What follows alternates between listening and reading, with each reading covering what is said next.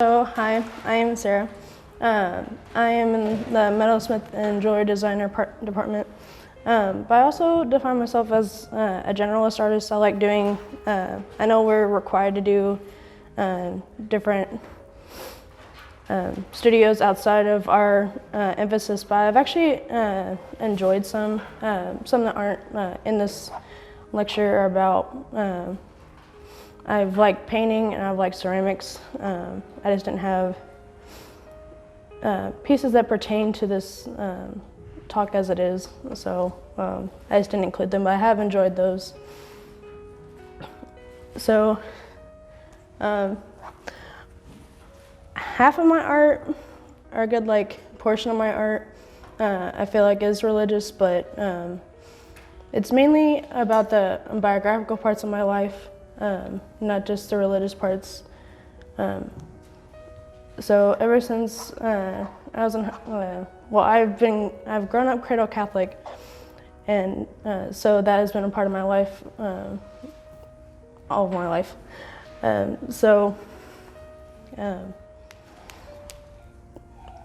I was in high school, it was kind of dwindling because I was getting into that rebellious teenager phase, for some reason, I was actually drawn towards art, not knowing what I was wanting to do with it, but I had a very inspiring teacher in high school, so I was drawn to art. But when I came to college, I wasn't in art at first. But my first semester here was pretty enlightening for me. I went on a retreat, and it kind of built back my faith again. And then that was also around the time that I was switching into the School of Art and figuring out what my concentration was.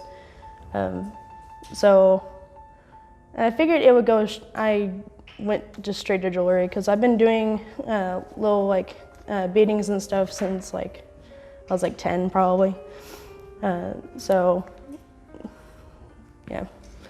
I tend to use words a lot on my physical pieces. Like this one, it has the Bible verse, Matthew 28:19, go and make disciples of all nations, because at the time I was doing retreats with a retreat team here at Tech. We were going around the diocese and helping people prepare, helping kids prepare for confirmation and things like that. So at the time, and I still think this is true, but I'm just not as involved because I've been so busy, if we have the time that we are, as Catholics, can be able to proclaim our faith and share it with those around us, especially the youth that are trying to build themselves into the Catholic faith. So I'm not just going to talk about religious art. I have a lot of stories, actually. I feel like that's what I am as an artist, a storyteller. And I feel like that's what I want to do in the future, is bring out other people's stories. I don't mind doing commission work, but I'm also probably gonna need a jewelry store to back me up on income, but I wouldn't mind doing that either, because I like beautiful things that can come out of a jewelry store and the stories that it could potentially tell. So it's kind of tied back into the whole storytelling thing. So this first one may not be relatable to a lot. I'm not sure what y'all's lives are. But I have a very disabled brother.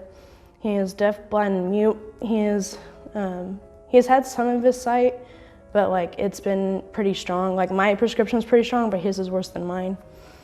And now he is completely blind in one eye. It's just progressed drastically. And so has his walking, and so has just his physical ability. I don't want to say to live, because he's still trucking. His 31st birthday was yesterday, and it made me so happy to have him still here today.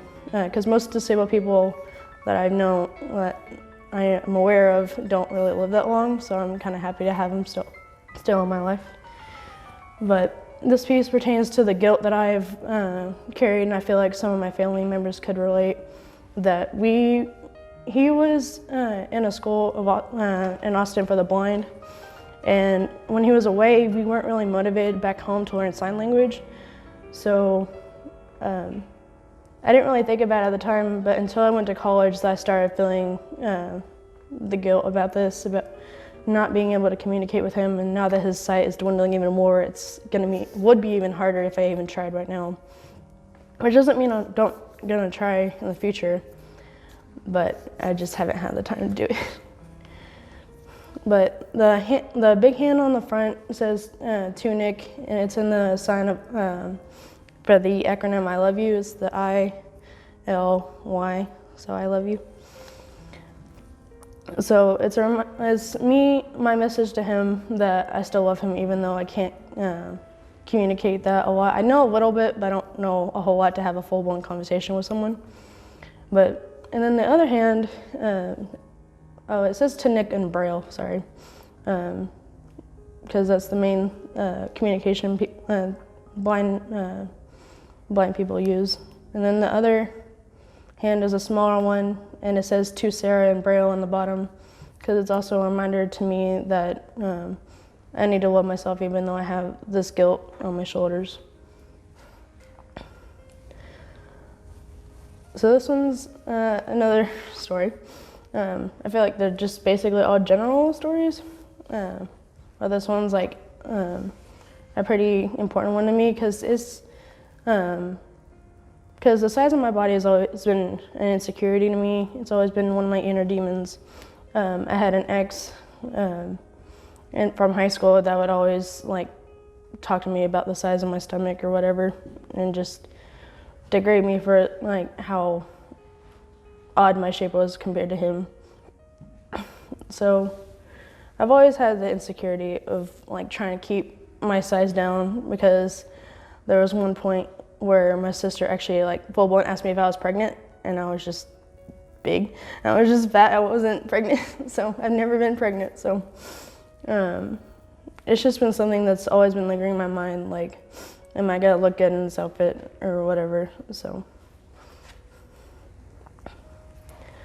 this next one I have full-blown cried over. I had an epiphany, but it wasn't exactly a good one. It was just about making a really powerful piece. I was talking to Rob about it. I cried in his office about it and everything. But the emotional behind this is pretty strong, at least in my mind, because at the time, I didn't think about it. I wasn't as emotional back then because I was trying so hard to fight off the hateful words, the hurtful words that I've received throughout band in high school and just throughout high school in general. Because I didn't feel welcome at all. I didn't feel like, I've never been actually like full-blown suicidal, but like luckily my person kept me from that point. But like, it was just hard. But thinking back on like what words hurt me full-blown, it's just people shooting me down, just not making me feel welcome.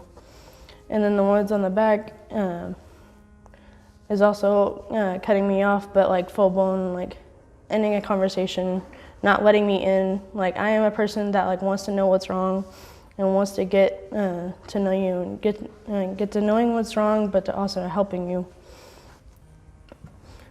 So, yeah.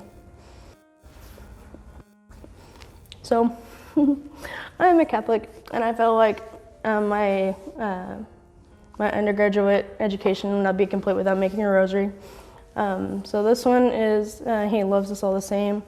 And so for the decades of the rosary, it's different shade. Every single one is different shades.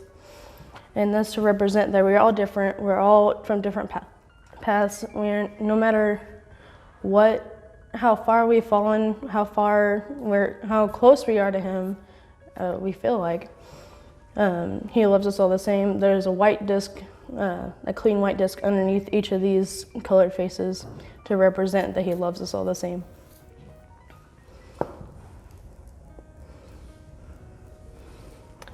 So this one is Don't Judge Me series.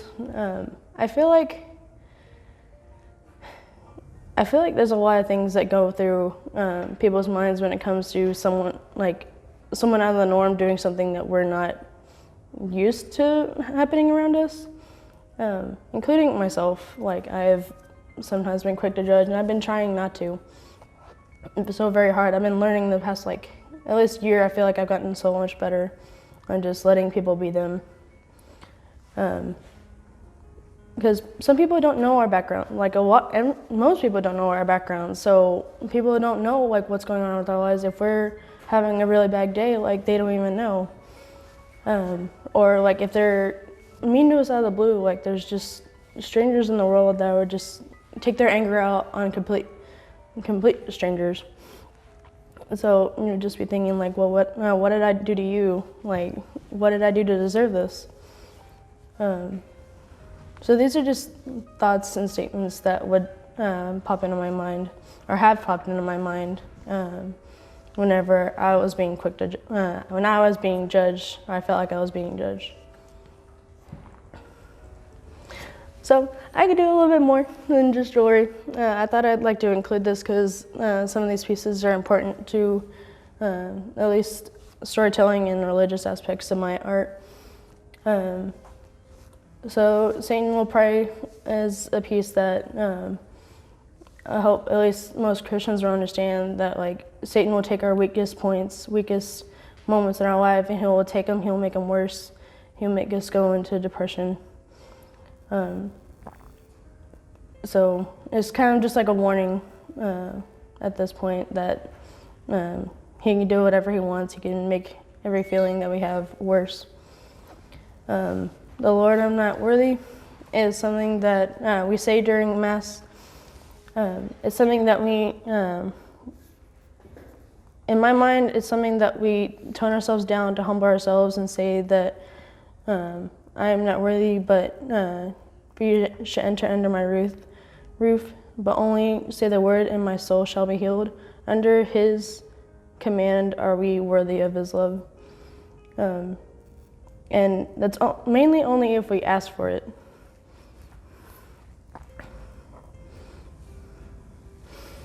So do I, it's something that, like, I was really, another insecurity that I had, because I was one of those kids that was picked on just for having glasses. Don't know why. That's just a grade school thing for some reason, that they just like to degrade people with glasses. Mostly because I remember one time I was coming into the band hall with my brand new contacts, and one of the main guys that would always, like, try to get a rise out of me and be like, hey, put your glasses back on. I'm like, I'm wearing contacts now. Chill, I can see. So, and I've always just been insecure about the look of me and my glasses. So, I've always been an emotional person, so I always felt like I needed to pour that emotion into my art now, especially because I feel like I can make the most powerful pieces that way. And I feel like a successful piece for me is just being able to make that emotional connection, no matter what background they are, no matter if they're a Catholic liking religious art, or someone who's curious, or someone who just likes art and appreciates it and appreciates whatever background an artist comes from. And making that emotional connection with somebody is very important to me, and making that connection is what I call a successful piece. Back on your necklace piece with the words, did you also put earrings along with it? Yeah, like I said, I was kind of roughing it. So on the earrings, it kind of represents headphones, because I also used headphones to kind of block out people. I rode the bus for the majority of grade school, so my brothers did it on the bus before they left high school, so I was like, I'm just gonna do this and just be in my own world. So, but yeah, the headphones said, even though I try to ignore you, words can hurt, and so can no words at all. So. Hey guys, thank you so much for watching my video. I appreciate every view that I get. I appreciate comments that y'all have about my art, about me, that I could potentially follow up on in future videos. So please give a like, give me a follow, give me a subscribe, whatever. Thank you for watching. Thank you for watching my very first YouTube video. I hope to have very more to come about me, my art, and what I plan to do in the future. Thank you.